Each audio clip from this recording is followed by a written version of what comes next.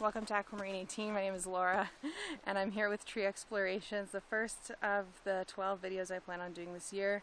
And I'm here hanging out with white pine, and white pine is a really amazing tree. It's associated with being majestic, with peacefulness, and with drawing out toxins, since that's one of its properties. And one of the ways that you can tell that you're seeing a white pine is that it is the only native species to this area which has the needles in groups of 5, which maybe you can see, but they are always in these groups of 5 on a white pine.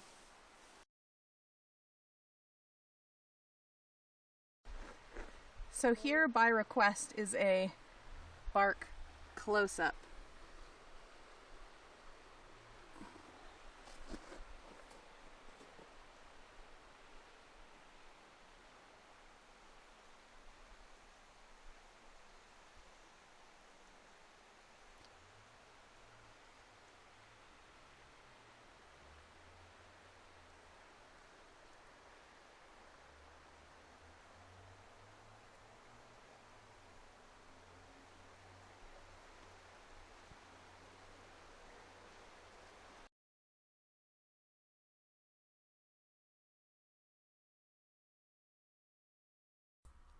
I hope you have enjoyed coming along with me to visit one of the white pines that lives very, very close to me. I really am enjoying getting to know this deck, the TreeLore Oracle by Dana O'Driscoll. I'm so far working with, again, 1 tree per month for the next year, starting with this white pine. And as mentioned earlier on in the video, the keywords associated with this in the guidebook of this deck are majesty, drawing out, as in drawing out toxins, and peace. And I wanted to, hopefully make in future more of my video out with the tree, but I have to tell you that the day that I was out there was really, really freezing cold. My face was sore just filming that amount, and walking there, by the time I was walking back, I was pretty uncomfortable. So there was no way that I was going to be setting up a tripod and sitting down in the snow. Absolutely not. So I wanted to just share a little bit more about my exploration of white pine with you from the coziness of my house. So I thought I would first just show, I started off the month trying to make a visual representation here in my page-a-day book featuring white pine, and using pine green from my pencil crayons. And this is from a book called The Urban Tree Book, these different close-ups. I got a little bit over enthusiastic here with the pine, so I stuck a bird on it. I'm pretty happy with my pine cone, I have to say. I think that pine cone looks pretty good. So I did some bardic exploration of the white pine in that way. I will finish by sharing something I've learned about white pine from another book, Up North, A Guide to Ontario's Wilderness, From Black Flies to the Northern Lights by Doug Bennett and Tim Tyner. And this is a book that I read for my candidate Druidry Studies with the AODA. It is kind of like it's set up a bit like a trivia book, I guess. So it has a bunch of interesting facts about all different species, and one of those is white pine, which in this book gets the subtitle Towering Above All Others, which it certainly does, with an average mature height of 100 to 115 feet, or maximum height of 240 feet. And they tell us that the portion of Ontario's forest that is white pine is only 2%. And this is significant because it is a minuscule, teeny tiny fraction of what was historically the case in the region that is now referred to as Ontario. So they note that, the logging industry has really targeted and decimated white pine and old growth white pine forests for over a century now, to the point that there is not a lot of these old growth white pine left.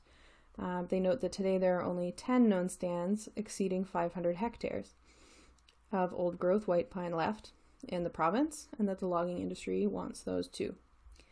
And so one of the things that I learned from this book is about the importance of these stands and about protecting them. So they talk a little bit about how logging industry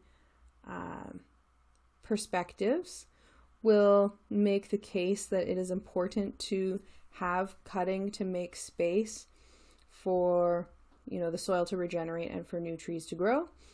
And they point out that some mature pine stands have gone 1,000 to 2,000 years without major disturbances.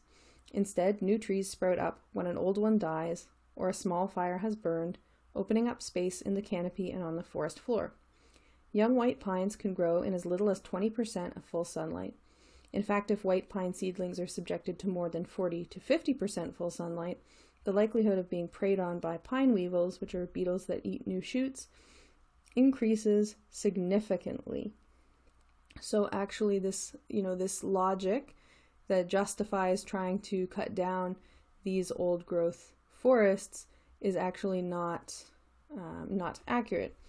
And they write that ancient pine forests with natural gaps are very complex, with greater biological diversity than even-aged forests, like forests that have been planted, right, all at the same time. The gaps provide a varied habitat for many plants and animals.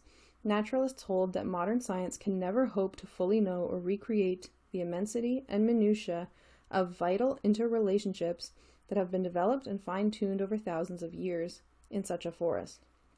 There is even great genetic diversity within the pines of a single stand, unlike the homogeneity of replanted trees, which are more vulnerable to the spread of disease and insects.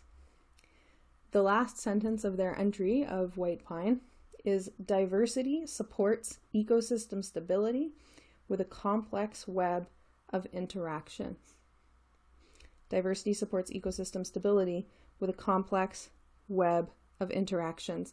And there are so many trees that they talk about as being companion plants for white pine that get along well with white pine, including some trees that I will be looking at later on in this tree exploration series: red pine, hemlock, sugar maple, white spruce, balsam fir, trembling aspen, as well as many other plants and shrubs that they're nested in by pine warblers.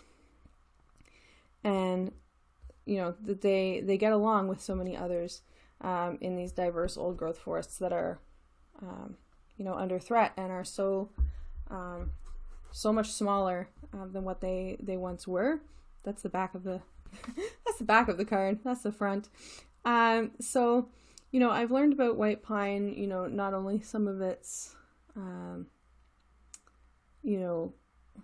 properties in terms of being able to draw things out of the body, or its associations, like being associated with peace and peacefulness, for example, but also about the history of white pine and the exploitation and extreme over harvesting of white pine in the region where I live. And so I'm happy to have learned that and to be able to speak to that. And I think that, this tree exploration series is, besides being a good way to get to know this deck, also going to be a way to learn a lot of important new things. So thank you so much for watching. I look forward to sharing another tree with you next month. If you know anything about white pine or would like to share any stories about white pine below, please do. Thanks so much.